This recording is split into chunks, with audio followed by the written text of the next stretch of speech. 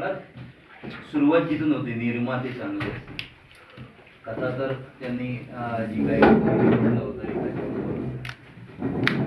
निर्माते चांगले, त्याच्यामुळे काम करायला मजा आली. आणि कलाकार जर का चांगले असतील तर किती कमी वेळामध्ये, आणि आपण जर का व्यवस्थित फोकस असू की आपल्याला काय करायचंय, सगळेजण एकाच वेव्हलेंथवर असतील तर एकाच ट्रॅकवर असतील तर किती सोपं काम होऊ शकतं हे आम्हाला म्हणजे उर्मीच्या निमित्ताने सरांनी पहिल्यांदा अनुभवलं. आणि हे असे कलाकार असल्याच्यामुळे ते काम लवकर होतं.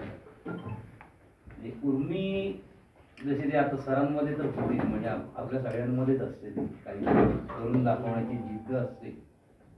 त्याच्यातून फिल्म मेकिंगचा सरांचं बॅकग्राऊंड जरी एक पेशाने डॉक्टर आहेत, विचार स्पेशालिस्ट आहेत, पण फिल्म फक्त एक असं नाही की बाबा आपण एक हाऊस म्हणून करतो बाबा तर बघूया एखादी, पण यांना फिल्म इंडस्ट्रीचा अभ्यास करून काहीतरी आपण भरीव करूया रेग्युलर निर्माता म्हणून, त्या दृष्टीने त्यांनी अभ्यास केला.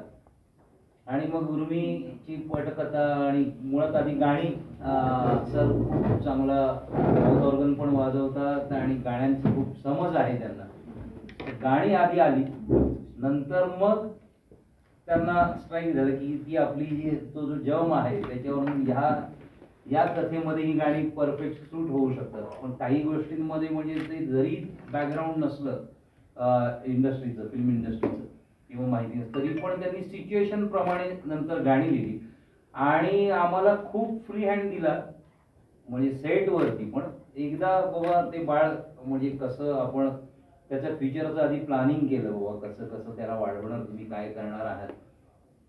आणि मग त्यांनी फ्री हँड दिला की आता हे मनासारखं तुम्ही शूट करा. मला वाटतं शूटिंगला फार ते कमी दिवस म्हणजे थांबले, पण जे हे सगळं करणारा जो एक सूत्रधार आमचा महेश भारंबे, जो आमचा कार्यकारी निर्माता आहे, त्याच्यावरती विश्वास टाकून त्याच्या विश्वासाने आम्ही सगळ्यांनी काम केलं. सरांनी त्याच्यावर विश्वास टाकला आणि मला वाटतं की आम्ही त्याच्यामध्ये थोडंफार सक्सेसफुल झालो आहोत असं आम्हाला वाटतं. पण आत्ता 14 तारखेला फिल्म बघितल्याच्या नंतर म्हणजे तुमच्याकडून काय प्रतिक्रिया येत आहेत तेव्हा आम्ही खरंच अजून सक्सेस झालो असं म्हणता येईल.